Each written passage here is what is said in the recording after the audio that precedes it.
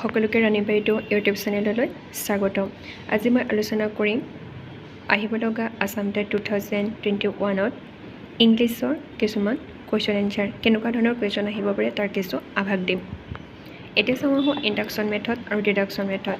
Induction মেথডত প্ৰথমতে example দিয়া হয় আৰু ডিডাকশ্যন মেথডত প্ৰথমতে ৰুল বা নিয়ম শিকোৱা হয়।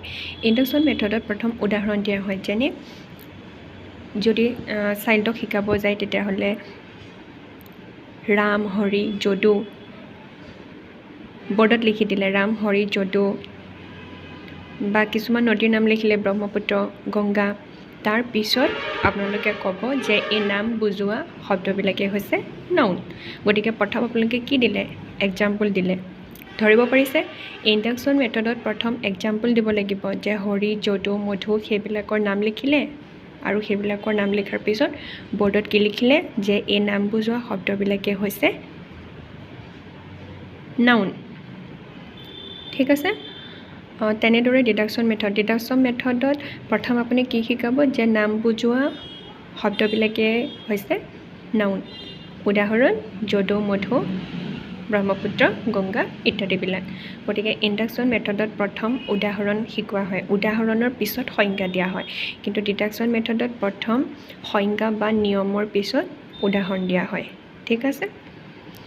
তাৰপিছত আহিল position. The position of English language in India is link language. যদি ইংলিছ লেংগুৱেজৰ পজিশ্যন ফালৰ পৰা চায় তেতিয়াহ'লে ইণ্ডিয়াত ইংলিছটো হৈছে link language. According to Constitution of India, English is an official language. আৰু যদি Constitution of India ফালৰ পৰা চায় তেতিয়াহ'লে ইংলিছ হৈছে official language. According to NCAP 2005, English is a global language in India. আৰু যদি NCAP 2005ৰ মতে চায় তেতিয়াহ'লে ইণ্ডিয়াত ইংলিছ হ'ব গ্ল'বেল লেংগুৱেজ। এই তিনিটা বহুত কনফিউজন লাগি যায়, গতিকে এই তিনিটাৰ ভিতৰত কোনোবা এটা অহাটো 100% চিয়'ৰ।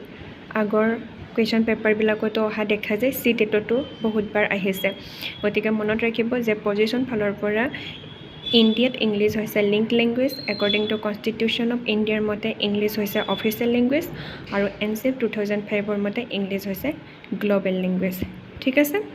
তাৰপিছত আহোঁ লেংগুৱেজে হেজ 3 কনষ্টিটুৱেণ্ট। তিনিটা কনষ্টিটুৱেণ্ট আছে লেংগুৱেজৰ, সেইকেইটা হৈছে চাউণ্ড, ভকেবুলাৰী এণ্ড ষ্ট্ৰাকচাৰ।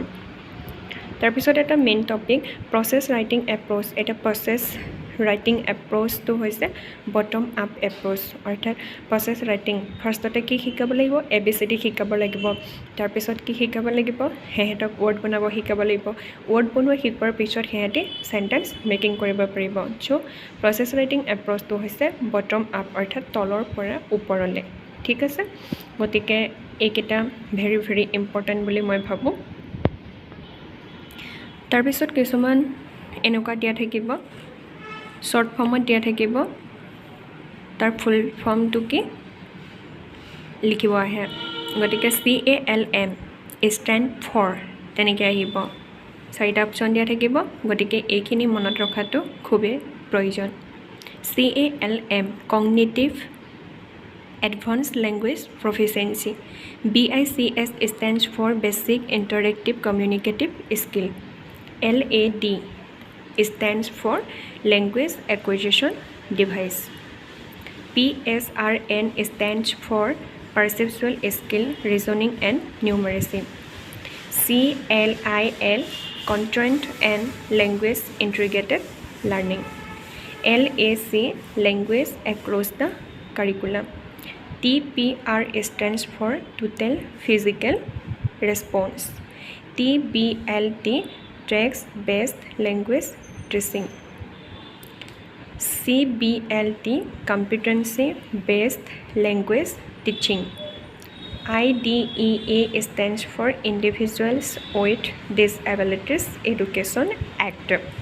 এটা ডিছেবিলিটিজৰ ভাগ কেইবাটাও আছিলে, সেইকেইটা হৈছে ডিছলেক্সিয়া, ডিছগ্ৰাফিয়া, ডিছকেলকুলিয়া। ডিছলেক্সিয়া হৈছে পঢ়নৰ ক্ষেত্ৰত যিটো ডিছঅৰ্ডাৰ, পঢ়ন লিখন সেইবিলাকত ডিছঅৰ্ডাৰ, সেইটো হৈছে ডিছলেক্সিয়া। আৰু ডিছকেলকুলিয়া হৈছে মেথমেটিক্সত যিটো ডিছঅৰ্ডাৰ, অৰ্থাৎ কেলকুলেশ্যন কৰাত যে অসুবিধা হয় সেইটোক কোৱা হয় ডিছকেলকুলিয়া। ডিছঅৰ্ডাৰ আৰু ডিছগ্ৰাফিয়া লিখনৰ যিটো ডিছঅৰ্ডাৰ সেইটো হৈছে ডিছগ্ৰাফিয়া গতিকে এনেকুৱা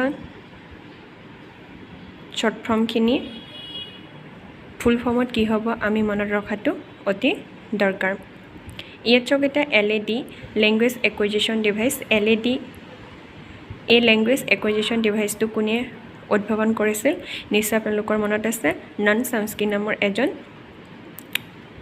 ব্যক্তিয়ে LAD আৱিষ্কাৰ কৰিছিল লেংগুৱেজ একুইজিশ্যন ডিভাইচ আশা কৰোঁ আপোনালোকে বুজি পালে নিশ্চয় আৰু যদি ভাল লাগিছে তেতিয়াহ'লে মোৰ চেনেলটো ছাবস্ক্ৰাইব কৰি দিব লাইক আৰু শ্বেয়াৰ কৰি দিব ধন্যবাদ